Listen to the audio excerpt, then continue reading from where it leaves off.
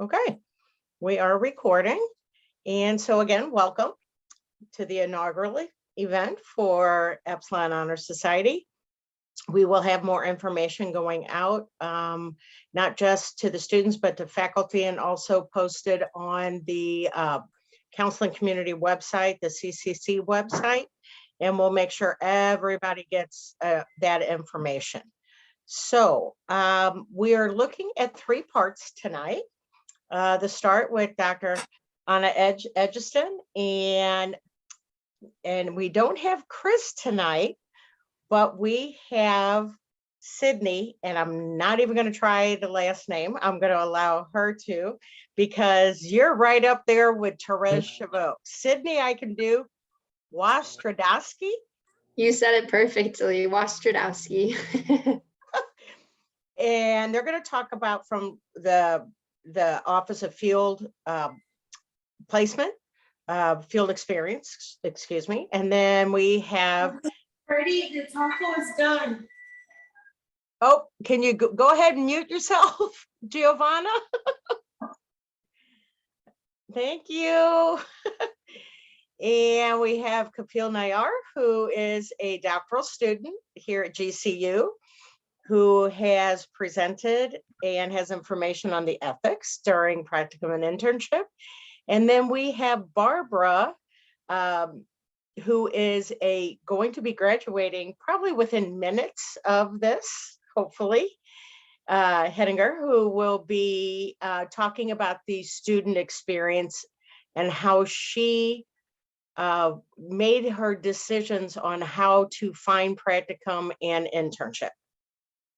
So with that, I have co-shared with Dr. Anna, and let me co-share, Sydney, let me find you and put you on too.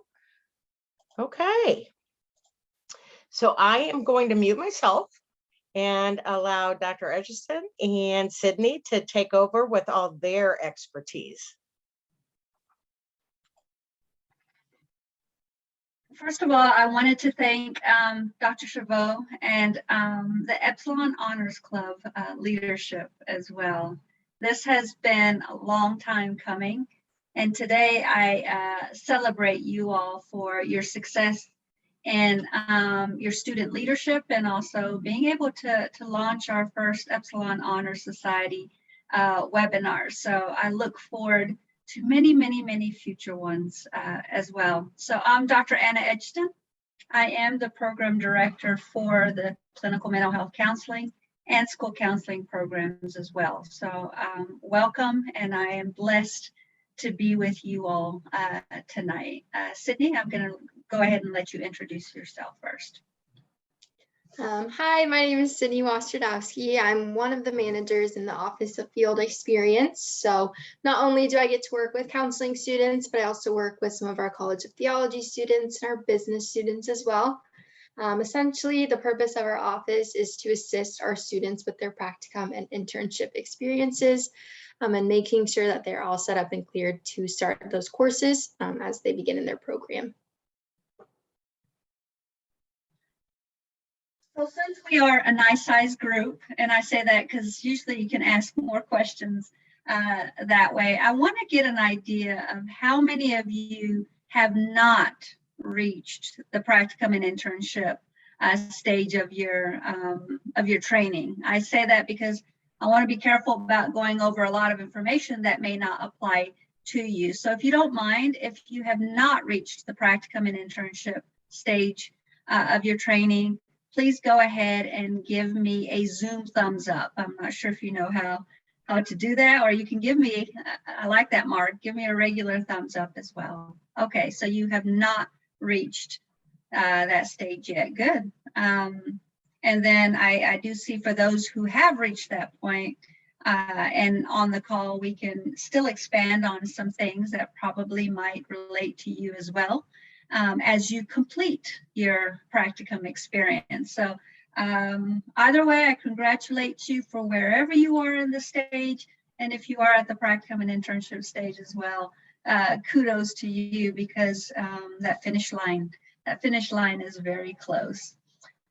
So just a little bit about practicum and internship. You know, one of the questions I've gotten in the past is, do I have to complete a practicum and internship? The answer to that is yes, for so many different reasons. One of the important reasons for me is that it gives you a chance to really be able to translate that knowledge and also that research that you've been doing into actual practice. So not hypothetical clients that you're doing in some of your skills related classes, but you're actually getting the chance to be able to practice. And so I can go on and on about that. Another thing, of course, is state requirements. States require certain things for you to complete in a program in order to move on and seek your license in the state where you reside or plan to live in as well. And so there's that component of it. And some of the things we'll be talking about tonight too also relate to CACREP accreditation. So having said that, I just want to quickly give you an update that in January of this year, we submitted our self-study. The self-study, you can call it an application. For us, it was a whole lot more than that because it's a lot of work.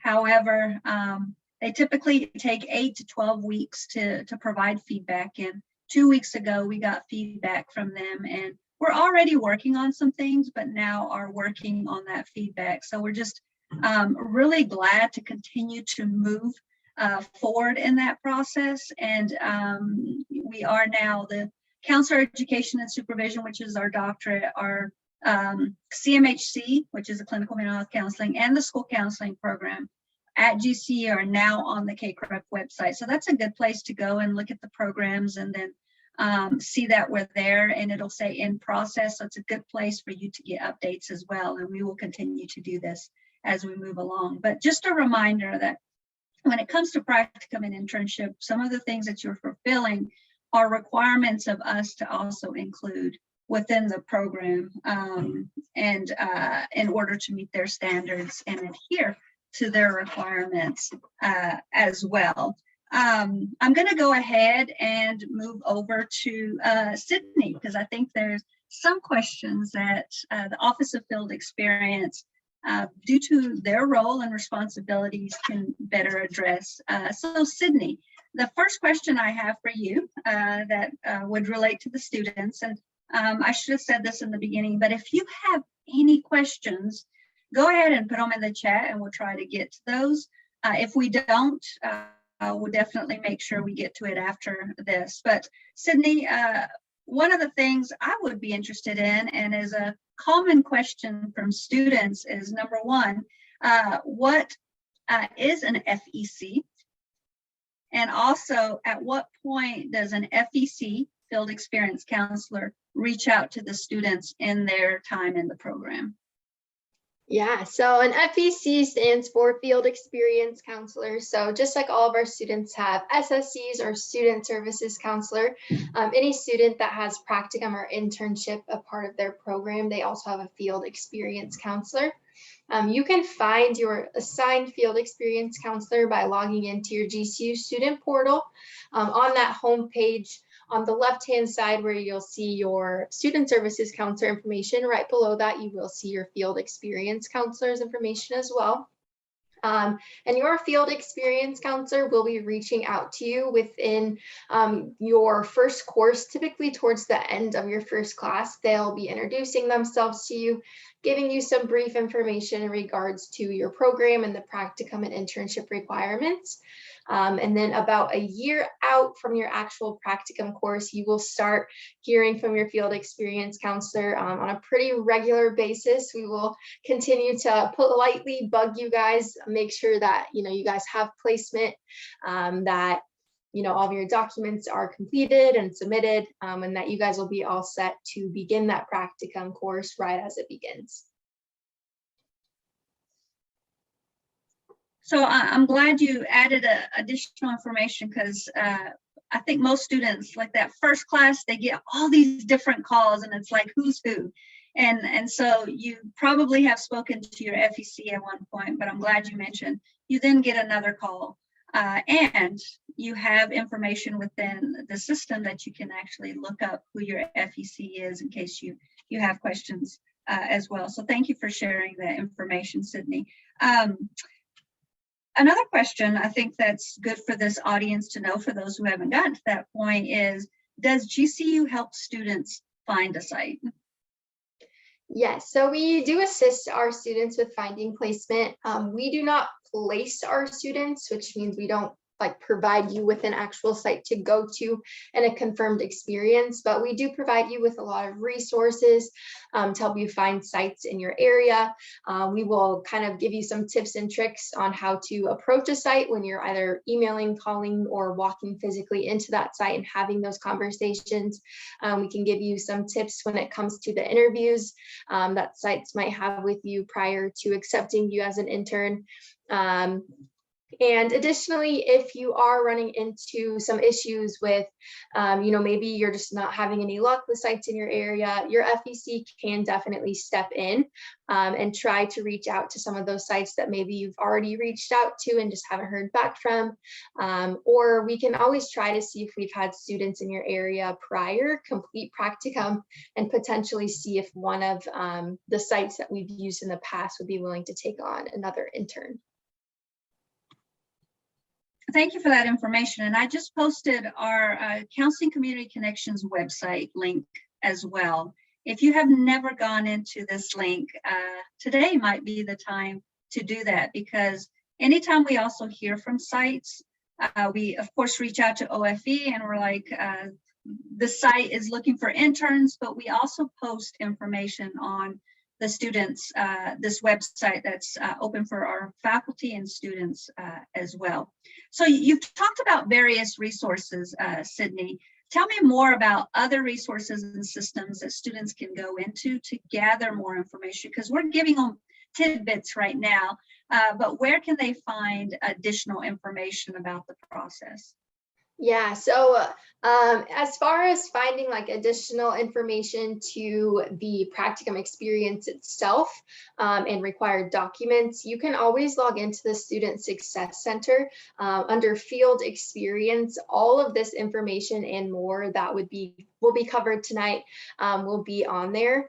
And one of the things on there will kind of be some resources that we always recommend to our students for finding placement.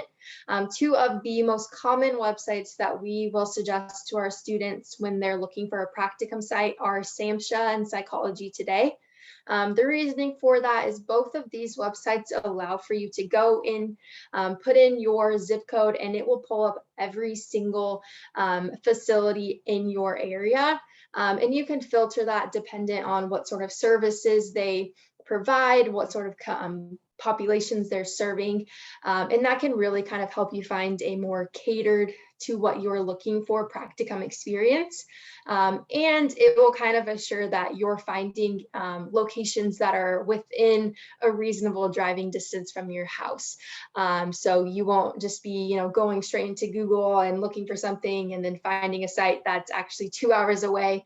It's kind of more of a guaranteed, okay, this site pulled up and I know for a fact it's within 10 miles of my house. Thank you for that additional information. Definitely the graduate field experience manual. You also get that when you take your first course, and there's a link in there, but definitely the Student Success Center, because you don't always have access to that, is the best place to go. And there's some frequently asked questions as well that Sydney and her team have graciously put together to help guide you as well. She said, I think Giovanna has asked, what were the sites again, please? Sydney, would you? Yeah, SAMHSA and Psychology Today. And once we're finished presenting, I'll find the two actual links and I'll put them in the chat for you guys as well, so that you'll have them. In the Counseling Community Connections website as well, we have resources in there. Our primary goal with that was also to give you resources, counseling for the counselor, right? I mean, that's just one of those things that we find is so critical and important. So we have a resource list from across the whole country.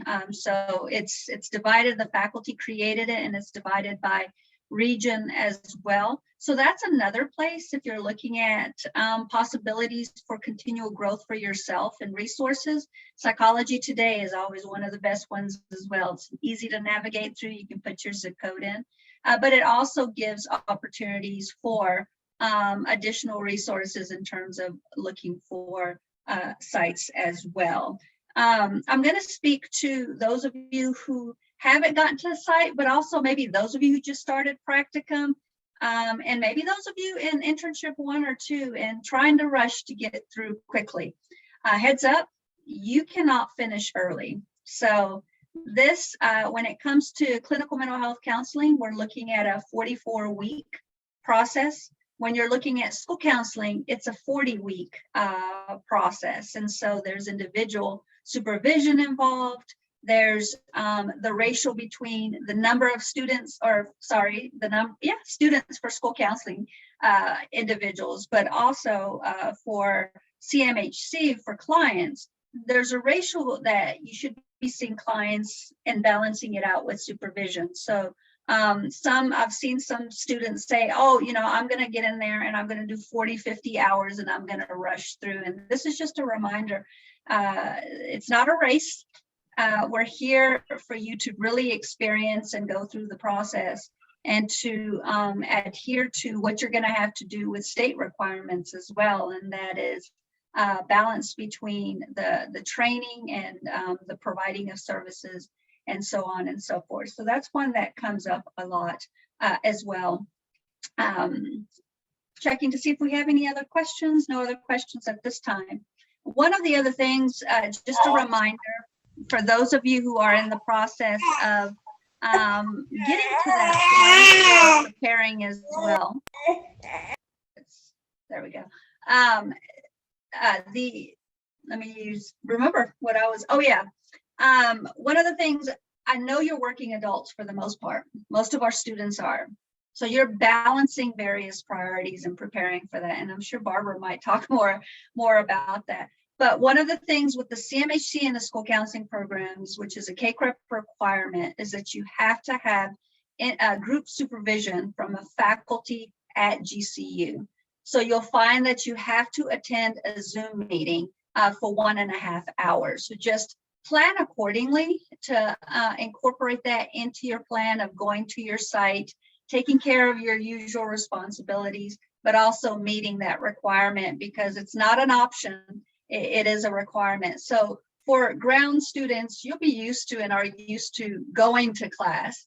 For online students, you're used to just solely being out there and doing your assignments, but they're going in through the deadline. So I wanted to make sure I just reminded you that put that in your planning as well to account for that. Currently, the way we have it set up is it will take place, the faculty member will schedule either a Monday from 4 to 5:30 Arizona time, or a Thursday 4 to 5:30 Arizona time. Now, there's other circumstances, and that's why we have the wording that basically states that the faculty member is going to make that final decision.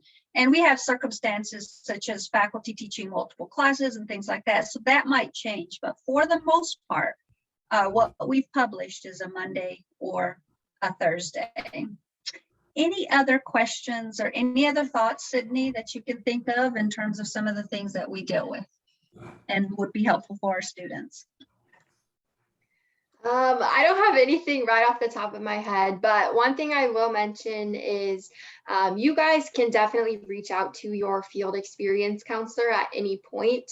They are always available to you regardless of what point in your program you are. So if at any point, even if you just have some questions after this presentation this evening, you can definitely reach out to them directly, and we will get back to you guys as quickly as we can to get all of your questions answered. I'll respond to Mark's right quick, and then I know Dr. Therese, we're catching up on time and also kind of moving along. But Mark, do me a favor and put down your state, because you said my state requires 3,300 hours of training prior to licensure. Okay, I see what you're saying. So it's postmasters. versus the 700 to some states, 1,000, and they're going away from that. Okay, I answered my own question, but you asked a very good question. So as far as specifically the NCE, we actually provide students the opportunity to take the NCE, National Counselor's Exam, while they're at GCU. And before you complete, you have to complete the 8 core areas. And just to throw something in, we have an NCE test prep webinar that's coming up in May. And so that would be helpful in terms of understanding that better. And I don't want to go into it at this point. But I wanted to throw that in because that's important. So watch out for those emails. In other words, read your emails, because there's a lot of communication we have for you all in regards to such matters. But more specifically, you asked, at what point in the process do students typically take the national exam? So the NCE, I recommend taking it before you graduate. Sometimes you graduate and then you go off and you're like, I'll come back to it.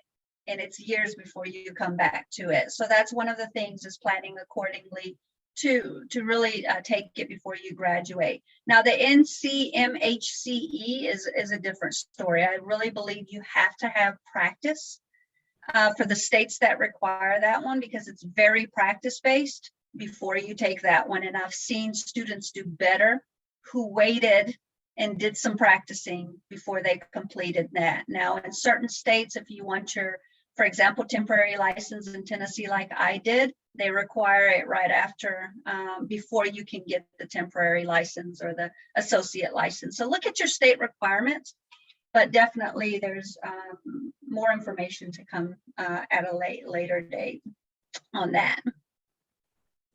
As far as last thing, and I'm done, how frequently did you say the 1.5 hour meeting happens?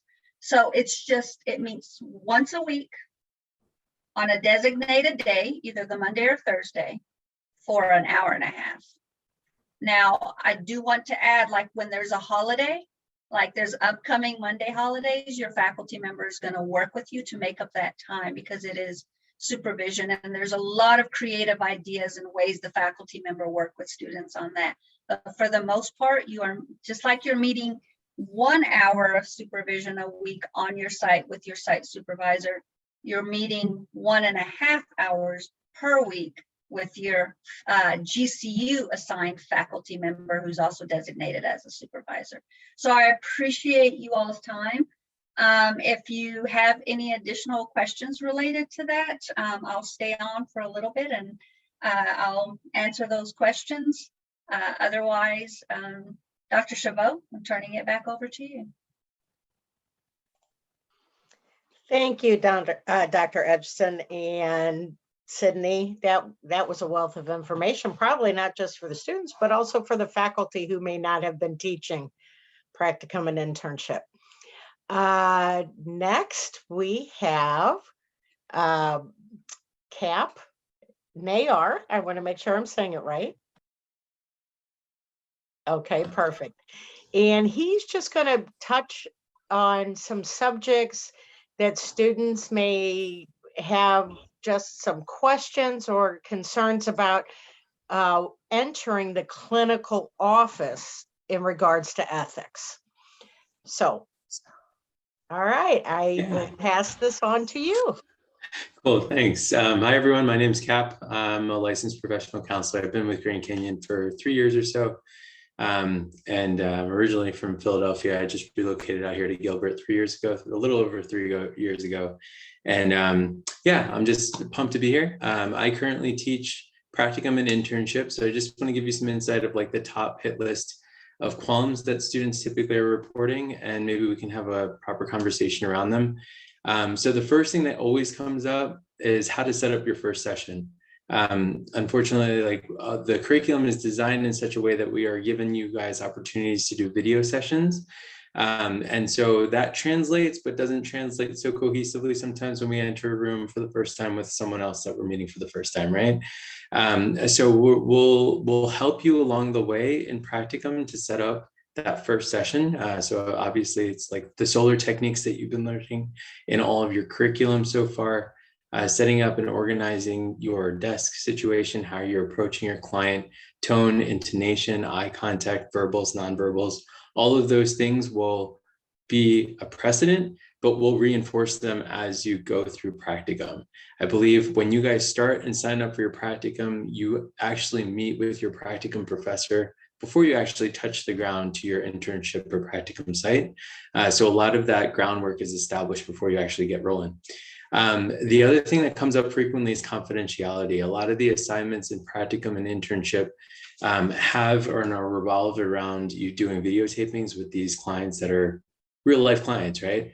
And so it's really important that we have the proper releases signed off on.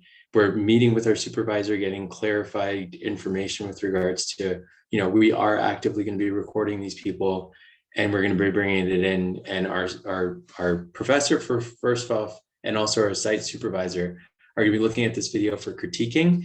And please be mindful of the fact that no one is here to fail anyone. What we're trying to do is help you build upon the skills that you've been having and building upon this entire time duration at GCU. And we're basically just seeing how you execute them. And if there's any proper feedback, we're going to do it in a positive, constructive way. We're just going to try and help you along the process.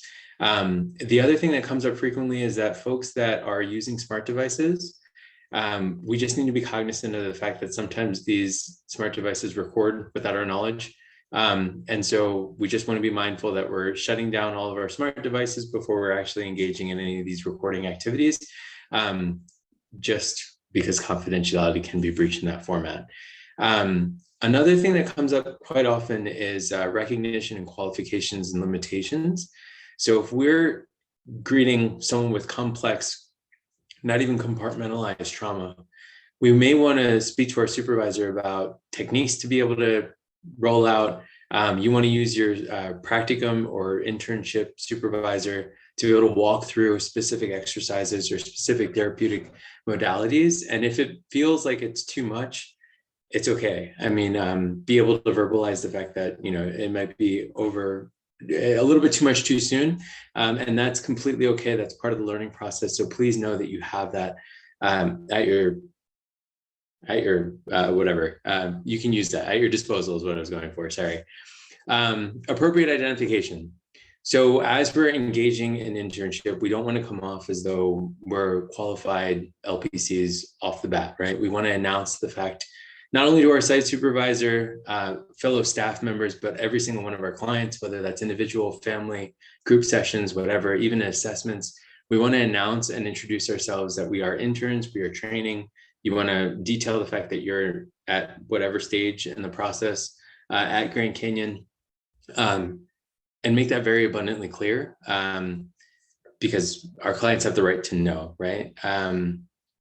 And then as far as record keeping, something else that frequently comes up is with our record keeping, sometimes we fall off if things happen in life, so we don't necessarily timely keep up with our notes. And that is a normal, common state of affairs within this field. We want to be mindful of the fact that this is a legally binding document. It belongs to this client that we're seeing. And so we want to be mindful that we're filling everything out as best as we possibly can, as timely and as efficiently as possible. The cardinal rule is within 24 hours of something happening, it needs to be noted in that member's chart. So just keep that in mind. If you fall too far behind, there are mediation steps. So we will help you along that process. We'll work with the site supervisor to catch you up, but just be mindful of that as well. Dual relationships, sometimes you'll find that some of the clients you may know from other areas, you may be like distantly related to some. That's been a common happening for a lot of students here, specifically from Arizona. So just be mindful of that. We need to, if you know someone, obviously we're going to work with our site supervisor to refer them to some other clinician. And then self-awareness and monitoring. I don't want to spend too much time on this, but we also want to be mindful of the fact that we are sort of representing Grand Canyon University. Of course, we're representing ourselves, but you want to make sure that you have a professional disposition. So that means, attire being professional, your mannerisms being professional as well. Sometimes things won't go according to plan. Sometimes, clients are going to say the wrong thing. But we need to be mindful of the fact that this is going to be our profession. We need to maintain professional disposition in interacting with them, even if they say something that crosses boundaries or what have you. So just keep that in mind moving forward as well. And then always be mindful of the fact that you have all of these scaffolding supports at your leisure. You have your site supervisor, you'll have your practicum internship professor who will also be acting as one of your supervisors. You have all of the staff at GCU, any of your professors you could easily reach out to if there's any specific scenario that you need assistance with. And you also have your site field experience folks that will help you along the way as well. I hope that wasn't too much information. I know we're tight on time, and I just wanted to run through all the top things that people are pretty much reporting. Do you all have any questions? Before the questions, can I just piggyback Sure, on a yeah, couple? please. There's Please. something I learned years ago about notes. Not the most favorite thing to do in counseling. And I'm so glad you brought that up. But something I learned years ago is notes may not be the one thing we want to do, but it's the one thing we need to do, we have to do. And I learned, do them first, get them done, and then you don't have to worry 3 hours like, oh my gosh, I have to do my notes, I have to do my notes, I have to do my notes. And then that's hanging over your head and it's ruining the 3 hours that you're dealing with in your life right now. So I learned to do those notes. I had to remind myself today, I had a client today and I thought, and I'm kind of like all geared up for this webinar. And I'm like, no, Dr. T, sit down and do the notes. I mean, I'm still saying that after, I'm going to date myself here, probably 30 years in the field. I still have to say, do the notes. The other thing is, I really want to impress upon the practicum and internship students, excuse me, that it is your practicum and internship faculty. It is your field experience counselor. It is your site supervisor. It could even be a previous professor that we're all here to advocate for you. And it's okay to say, I'm drowning, or I'm not feeling a good fit, or whatever it might be. Okay, we are here. This is a no judgment zone because we are here to support and advocate for you to become the best next generation of counselors. Cap, would you? 100%. I mean, most of what we're doing here is allowing you an opportunity to get some clinical work with the scaffolding, with the support, so that you are the next wave to progress this field in a new trajectory, so that the future of this field is in safe hands. That's the core of it.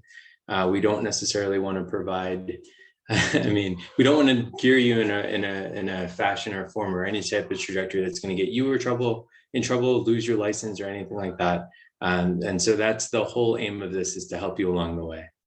Absolutely. And those of us who are in who have been or are or have been clinical supervisors, even faculty, this also may mean, hey, this might be a personal counseling issue, and we really encourage you to go and get some personal counseling just because something might be stirred up.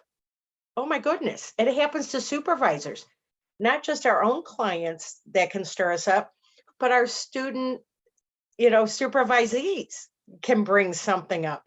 And that doesn't mean there's something wrong. Actually, that means you're human and you're probably in the right field.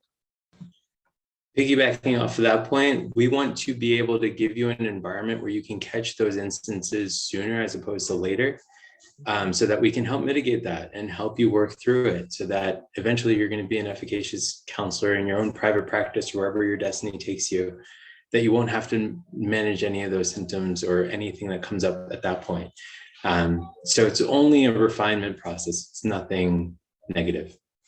Absolutely. Development. Okay, now I'm going to allow questions.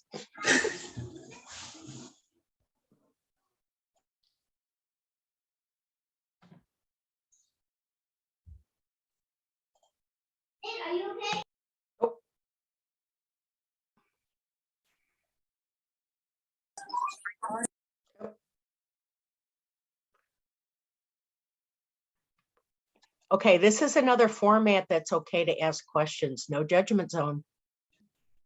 I'll take Monica's question since it Okay.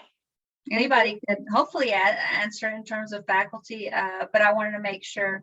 So she asked, can you talk about the portfolio? Before I answer that, because there's so much related to the portfolio, and we did a webinar on the portfolio and have a link to that.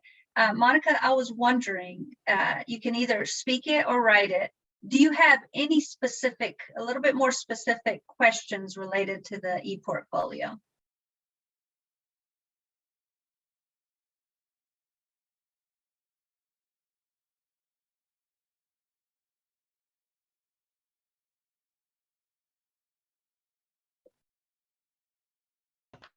I'm just going to speak it. My question is are those counseling sessions that we're putting into the portfolio, those ones that we pick out? Do our supervisors pick that out? Are we trying to get a portfolio that starts like at the beginning of our internship and then just helping to show the program from beginning to end? I mean, I just have a lot of questions because I've heard very little about how that's going to work. Yeah, I think you broke in and out. I don't know if anyone else was able to gather the break in and out to be able to answer it. I'll give you a moment if you want to see if you could type a little bit more. I don't know if it was your audio coming through. And also, maybe I'm trying to distinguish, are you, and you can shake your head yes or no, are you referencing the e-portfolio that's due at the end of internship 2 in the program? Okay, good. So just a background for those of you who might be new or didn't get a chance to attend the previous webinar that we did. So when you complete, when you start if you've started the program recently, we've been adding e-portfolio components to the classes. And so it's not a surprise if you get to practicum and internship. Some of you were further along when we started the e-portfolio requirement. And so you're learning more about it later on in the program, and also as you're getting into practicum and internship. And to clarify, I have to remember CMHC, you submit the e-portfolio in your internship 2, which is the last course of your field experience. In school counseling, it's an internship 3. And I think I have some sort of school counselors in here, faculty. Internship 1, 2, 3, yes.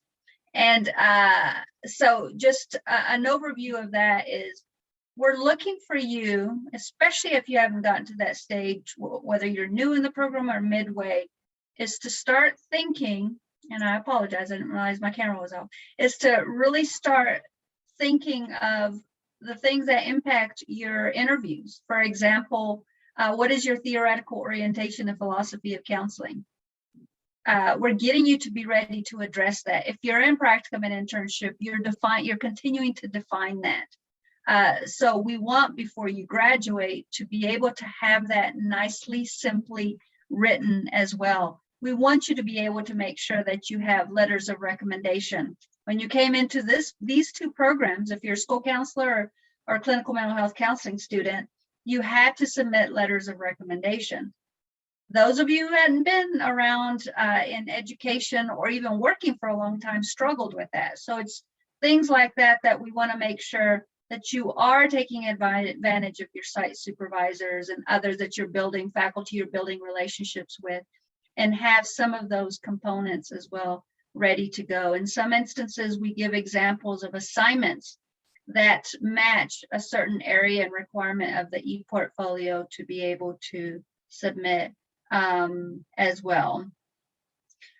So the question is, I see Christy piggybacked on that and asked what sites do we use to create it. So if you have not been on the CCC website, which is the Counseling Community Counseling website, there's a tab at the top, and if we had time, I'd go there.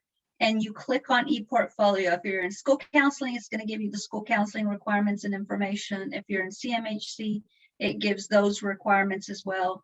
We give examples of the sites that you can use in order to create that. And there's tutorials and other things as well. So Monica, if you have any other questions, or Christy as well, or anyone else, feel free to add those. I don't want to take too much time away from this to discuss this, but that definitely impacts practicum and internship in terms of putting that information together as well.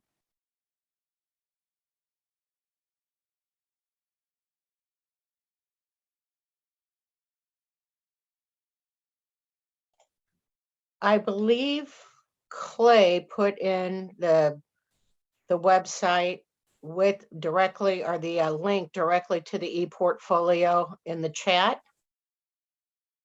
So if you look there, it states that it has examples and resources. So thank you, Clay.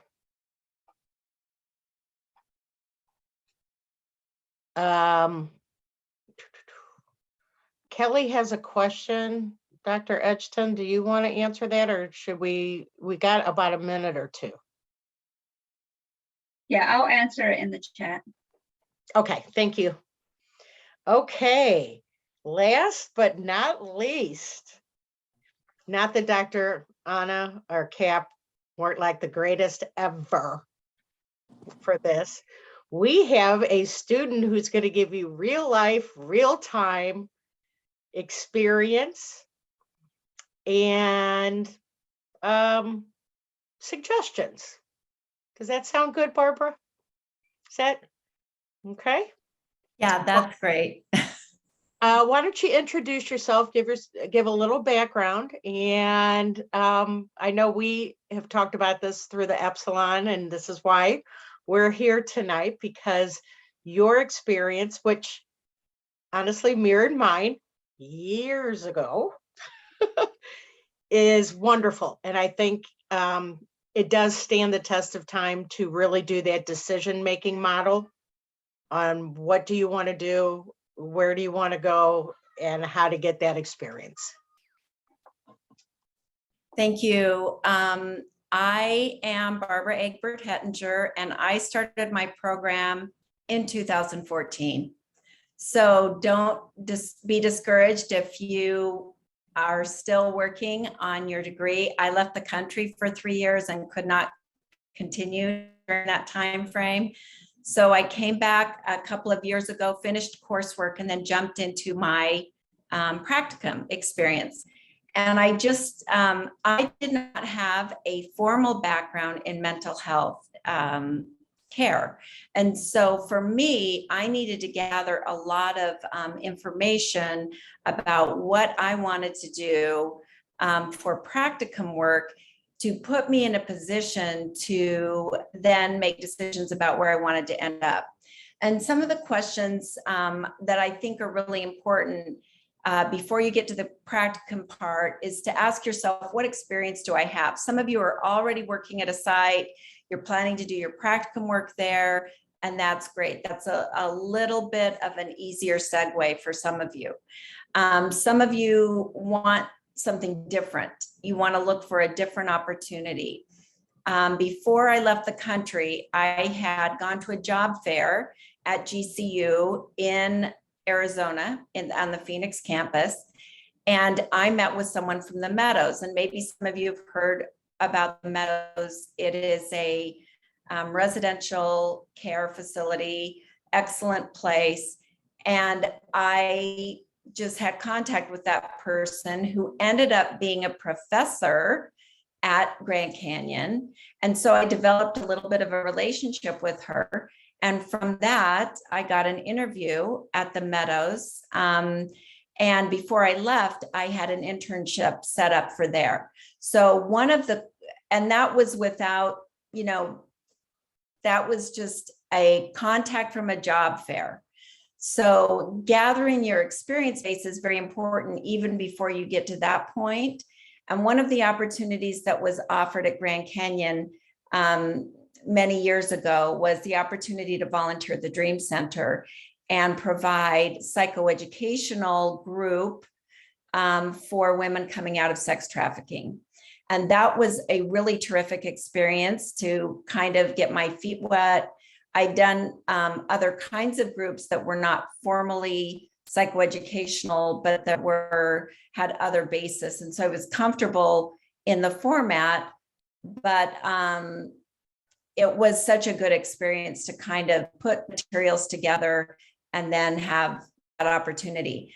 So when I left for 3 years, I did not, so did my goals. I did not want to go back to Meadows.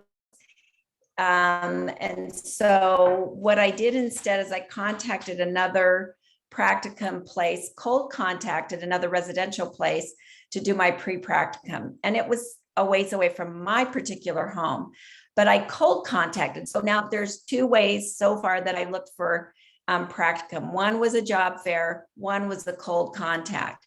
Interestingly, the cold contact, they were receptive to allowing me come and do internship work there.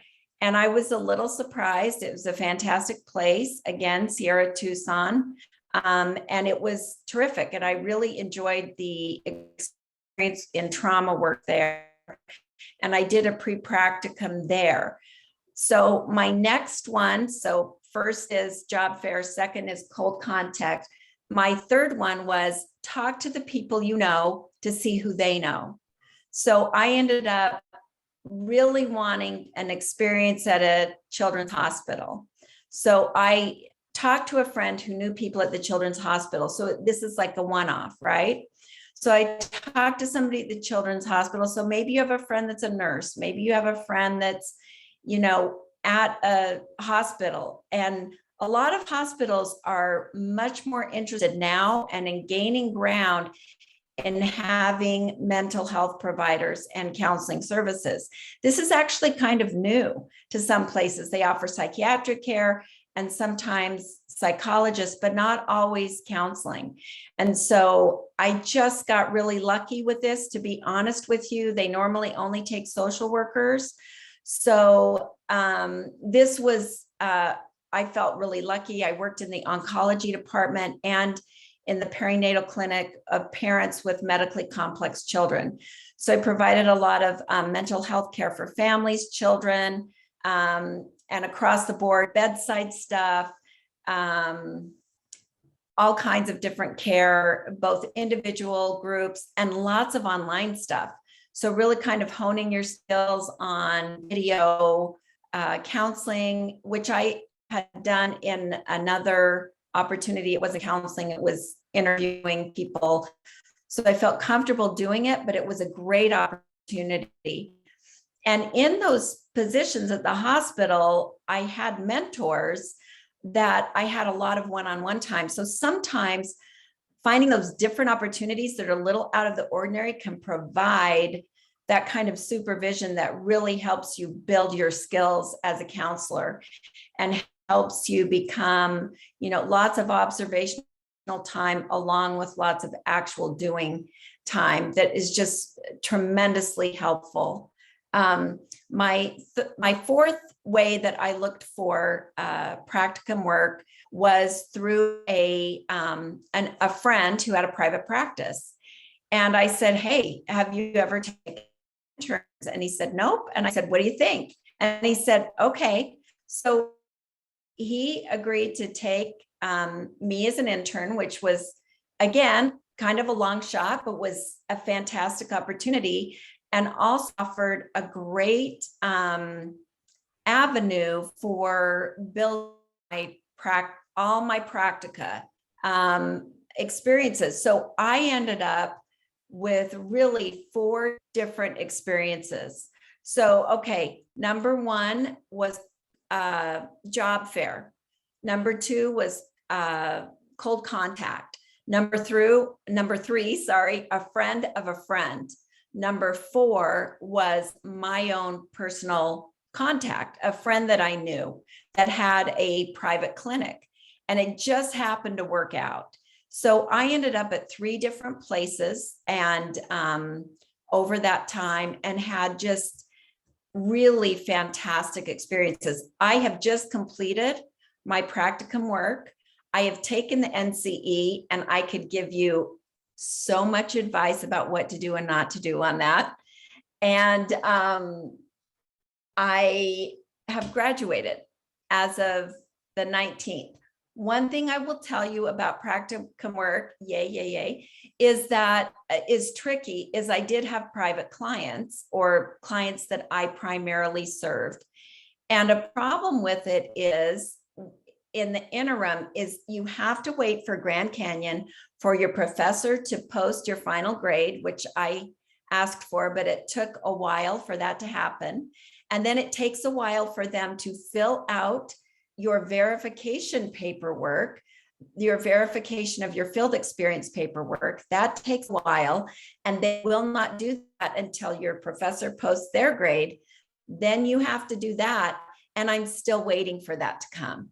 And I will just be honest, I pled, I begged, I've worked on this for months, and it's still taking me. I started, my last class was over on the 15th, I think, of April, and I'm still waiting for that last piece of paperwork. So I'm just telling you that because you cannot see clients during that interim time because you're no longer under the internship, right? This is true in Arizona. I don't know what it is in each individual state, but I will just tell you in Arizona, you must either have a temporary license, and I can't apply for a temporary license until all this is true. So that's been really tough because in private practice, I had to terminate my relationships knowing I'm going to go back to the private practice along with one of the other positions. And I had to actually terminate my relationships and say, here's who you can see. And it was just, and they're just saying, but aren't you coming back? And I said, yes, I'll be back, but I can't tell you, there's no guarantee of when that will happen, right?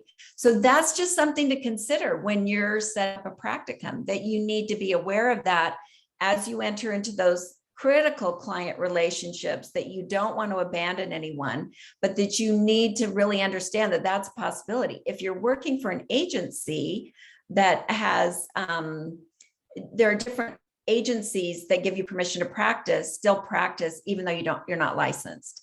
So there are many umbrellas, and that's different everywhere.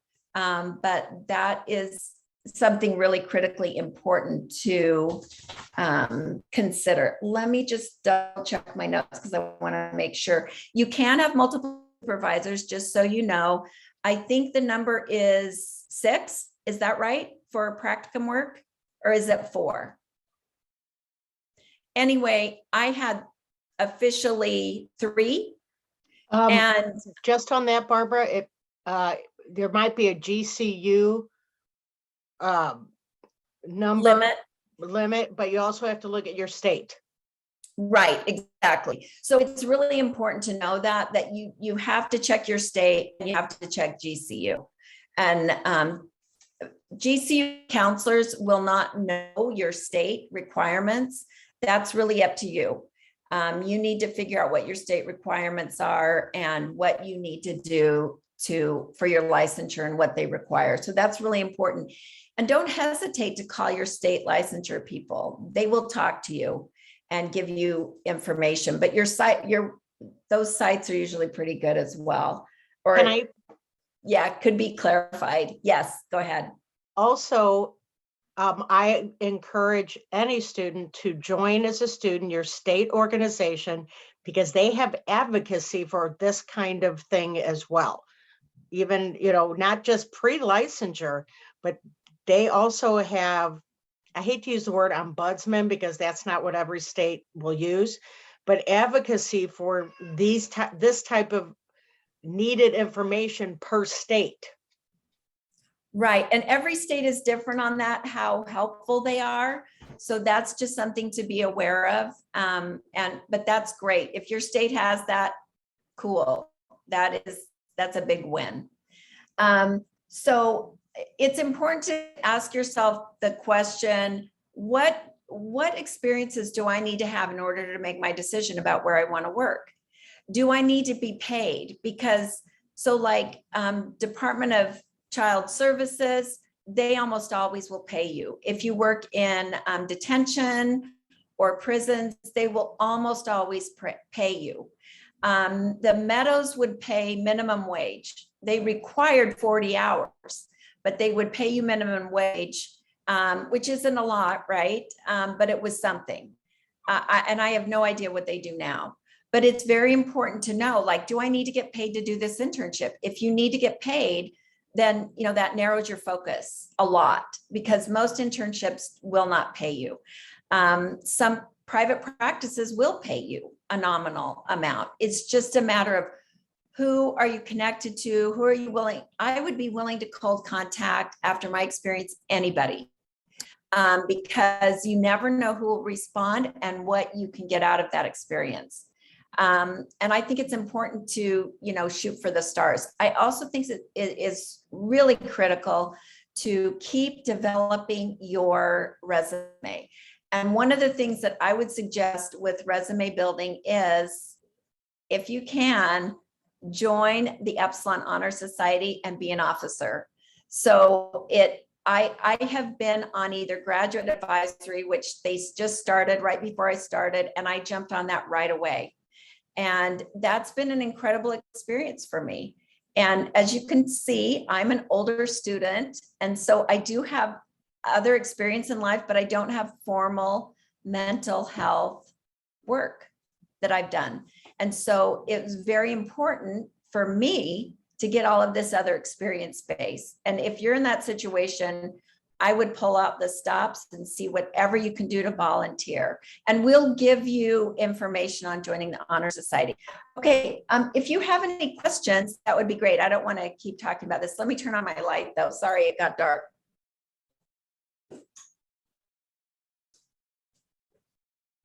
Yeah, does anybody have questions?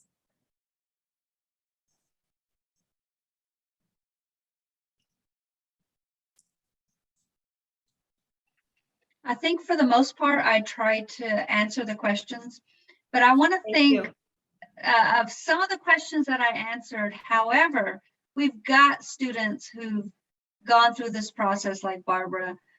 You're very close, congratulations. But then we've got students who had to go through the unique circumstances, for example, that are that relate to you and your family. And you may have another student in here who had to navigate through some of the same things in order to be able to conceptualize, how am I going to in some cases, be a mom, work full time, just so many different other priorities that we have in life. And all of a sudden now we're asking you to add another maybe 16 to 20 hours to your week in order to get hours. And so I'd love that if you've had similar experiences, share them in the chat as well, because just as much as we can answer some of these things from working with students, you're in here right now and actually can contribute as well to answering the questions your peers have.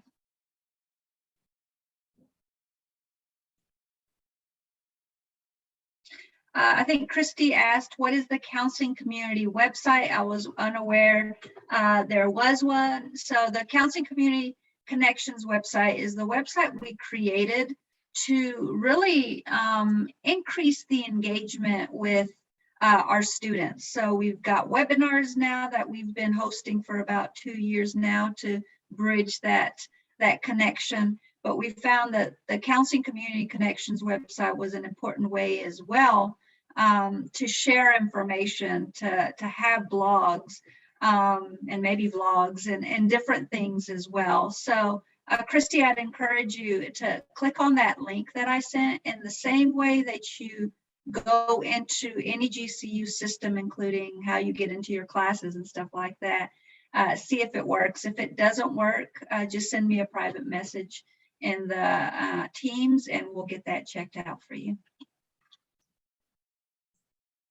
I was going to say, I saw this one, does paid unpaid internship deal with school districts in school counseling or only private? I do know that there are private schools that occasionally look for a counselor. The only thing that's a little difficult on a school campus, even in private school, is you need to find a supervisor. So that may be a little tricky for you with getting paid to do it as well. And but I mean, it can happen, but sometimes private schools will pay for counselors. They have a different latitude. I'll piggyback on that just because of what we're seeing. We're experiencing a mental health pandemic, and we have for a long time. Mhm. Mental health pandemic also means that we are lacking counselors and resources to be able to help. So what's happening is, whether it's school districts, sites, different places are trying everything to be able to get individuals to come help. So first of all, I say, if you are thinking about quitting today or in the last few weeks, please don't. And reach out to us if there's anything that we can help out with, because globally, I'm not just speaking of the US, there's a great need. And so we've had schools reach out to us in different places, just trying to brainstorm some creative ideas. So ask, just like you all are asking questions here today, reach out and ask and see what opportunities do exist out there that can help. Because the reality is we still have to pay our bills. So if that's something that's critical and important to you, it may become part of your how you do it, of course, with any question, but it may be part of the questions that you ask as you're seeking a site. Yeah, I did not necessarily expect to get paid, but I was offered a paid position at one of my sites, which was incredibly nice and important. And so that was super helpful, but I do think it is less available, but it's more available than it was 6-7 years ago. I will say that. So I totally agree with that. One of the questions was, I would not switch practicum. I would not switch practicum sites. I would go, so this is what I did. I worked, I split my time for the 8 months, and I did like a different day. Now, everybody won't let you do that, but at the hospital, I ended up working 2 days, but with 2 different mentors with the supervisor umbrella. And then I worked at the private practice. As I got more clients, I was going out there 2.5 days a week. So there were just so many clients coming in. And so you may find that you'll build more and more on something like that. And since I was getting paid in the private practice, I was willing to take more hours.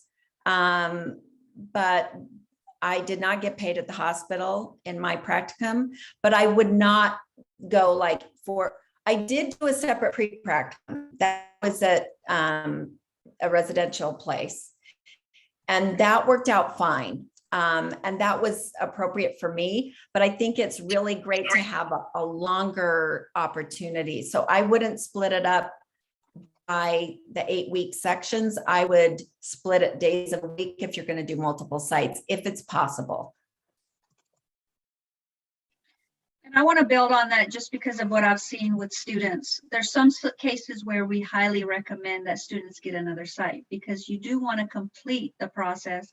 And in some cases, because of COVID, we can't, COVID is still, it's still out there and impacting us as well. And so there's some cases where it's been more difficult. Clients are canceling. There's so many different things going on. And so we encourage you to get a site.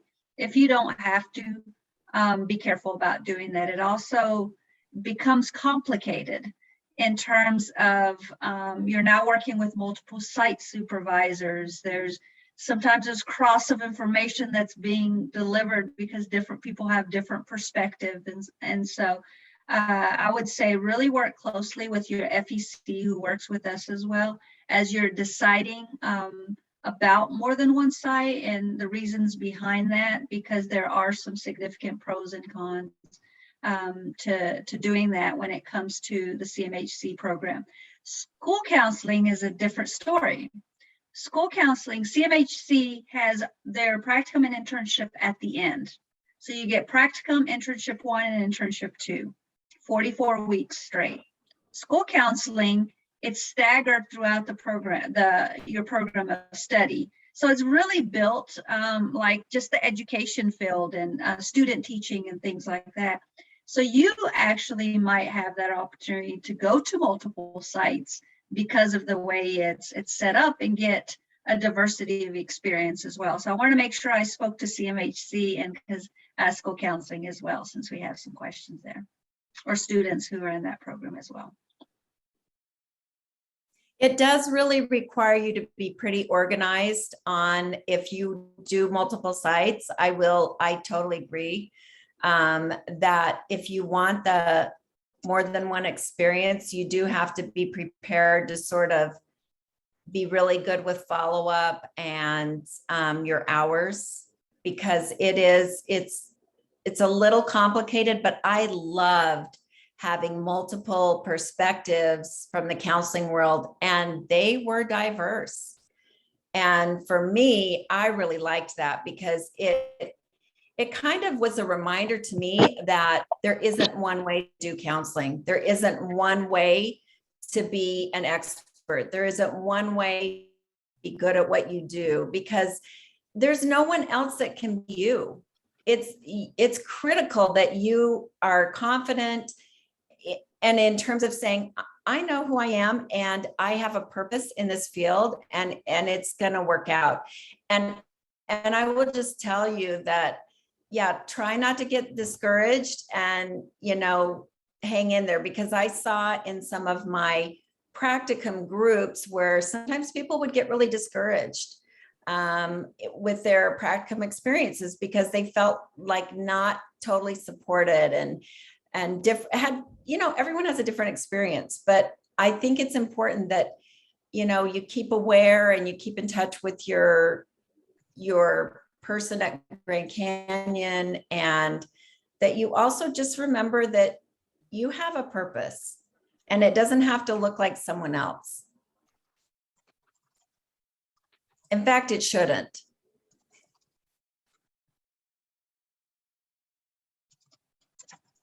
Oh, okay. On volunteering experience, I don't know if that's still an option. I would just check with your community to see what volunteering experience there might be for someone who is a student who is not yet in a practicum atmosphere. I was fortunate that there was a professor at that time. This was quite a long time ago, honestly, and it was in Arizona. And so I would just see if you can find a resource that could help you volunteer someplace your services. Remembering though that we, as students, we can't really do process group. We can do psychoeducational group, but process group is outside of our scope until you're in your practicum work.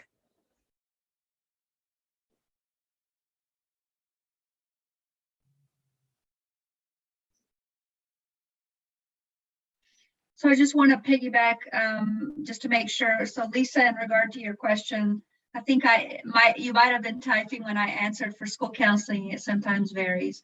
And one of the reasons sometimes we do like for you to stay consistent is the developmental factor. So one of the things that occurs in your role as a student is evaluations by both your site supervisor and your faculty supervisor. They're very in-depth, from skills to dispositions and so on and so forth. And so sometimes when you're going from one to another, what's potentially happening is that developmental lens is sometimes lost with that person who's worked with you from the beginning and seeing your development and so on and so forth. So there's that perspective, but yet when you look at school counseling, once again, I mean, that diversity of experiences as well can go in different directions. So I'd recommend that you do really the pros and pros of both. We sometimes say pros and cons and then make a decision, but pros and pros of doing either the same sites for school counseling or different ones, and see what you come up with in terms of what's best for you as well.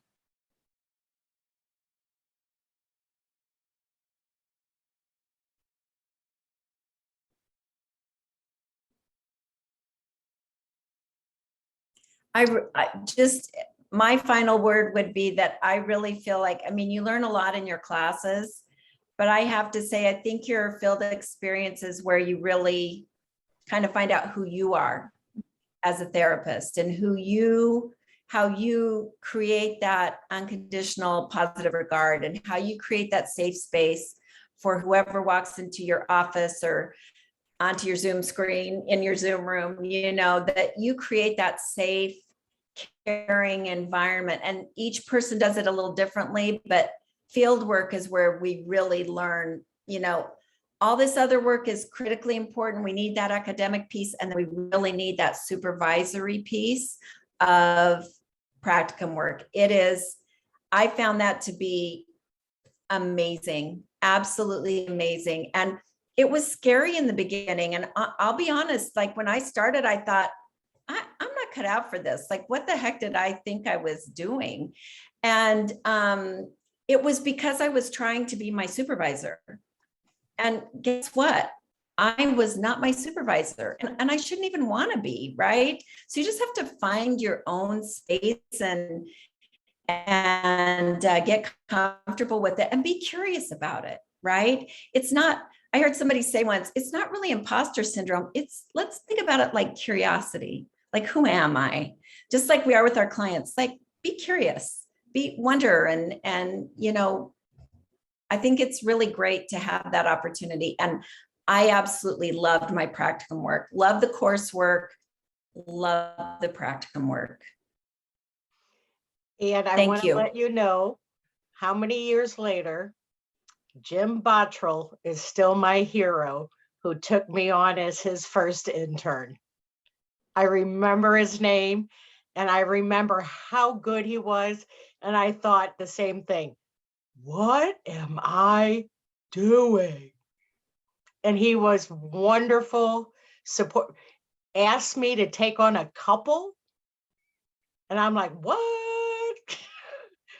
But he was there all the way. And, you know, when I had questions, I asked him. When I did my tapes, he critiqued. And I, you know, I don't know how else to explain it either, that it's not a judgment zone. It is a development zone.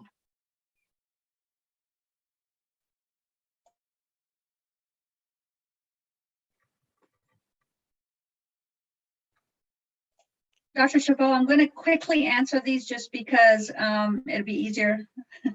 Maybe I'm getting slower in typing as the night goes on, but just right quick.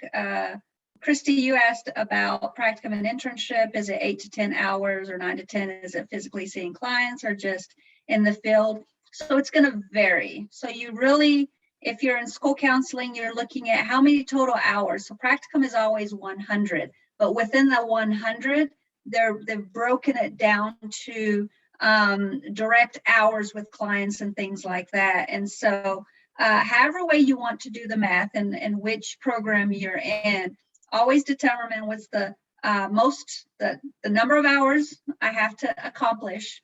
And then you can divide that by the number of weeks in the class. That usually helps me. When I was in practicum and internship, I created a cushion of, in case something happened, then I accounted for that. But then also looking within that given week of that class period, because it's based on the class you're enrolled and how long it is, how many are, for example, direct hours that I have to meet. And that will help you. I hope that helps in terms of answering that question and kind of doing the math. But I believe it's, for CMHC, it's over 8 to 10 when you start going into the 300 required hours within the internship.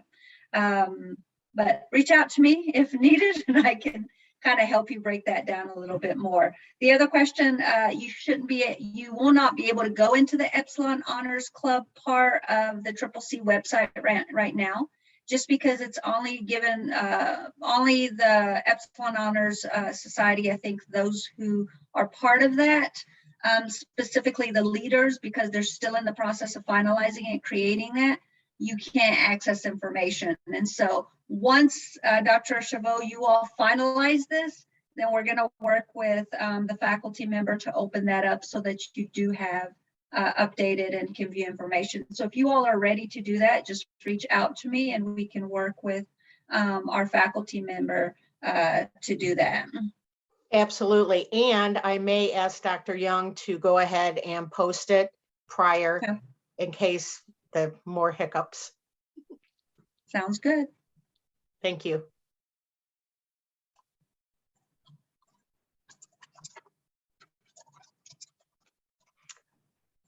Any other questions?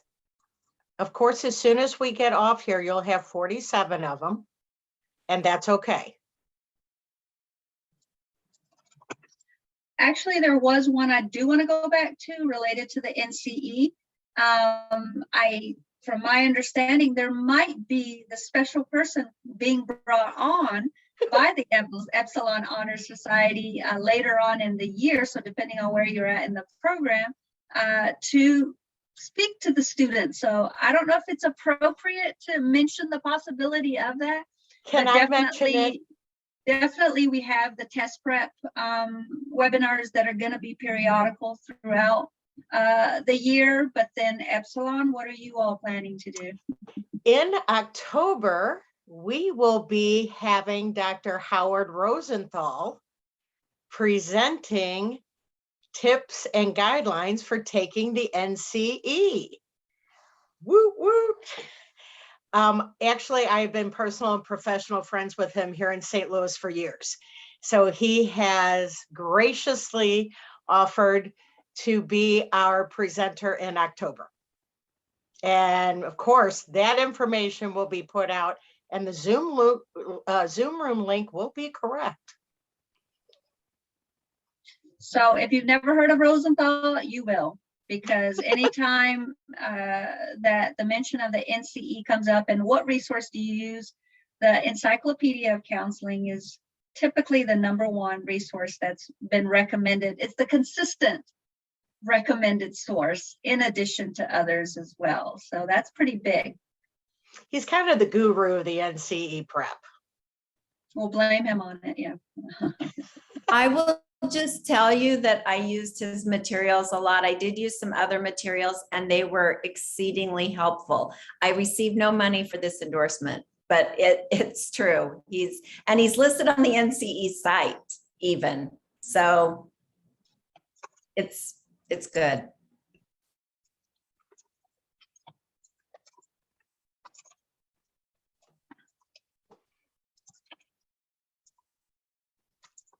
Anything else?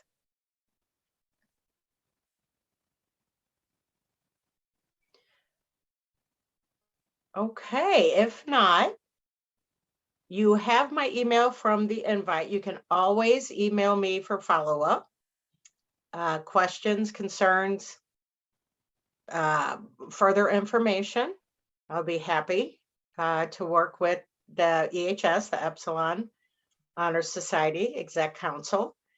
And again, I appreciate your patience with the Zoom issues. As Dr. Anna knows, this wasn't just the 8 to 8 or the on the hour to 8:15. She was my tech guru at about 2 hours before. So I do want to give her one of these. Hang on, let me find this. There we go. Little clap to Dr. Edgeston. Thank you all for coming. And again, we will be getting any and all information out to you on email blasts, on through your faculty, making announcements through the counseling community website. Anywhere, everywhere we can get you information, we will get it to you, I promise.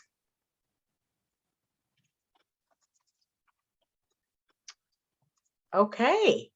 Well, I don't know where you are, but it's 9:36 and I think I need to eat a late dinner and sit out in the cool weather here in St. Louis. Everybody have a great evening. Thank you for coming. Great questions.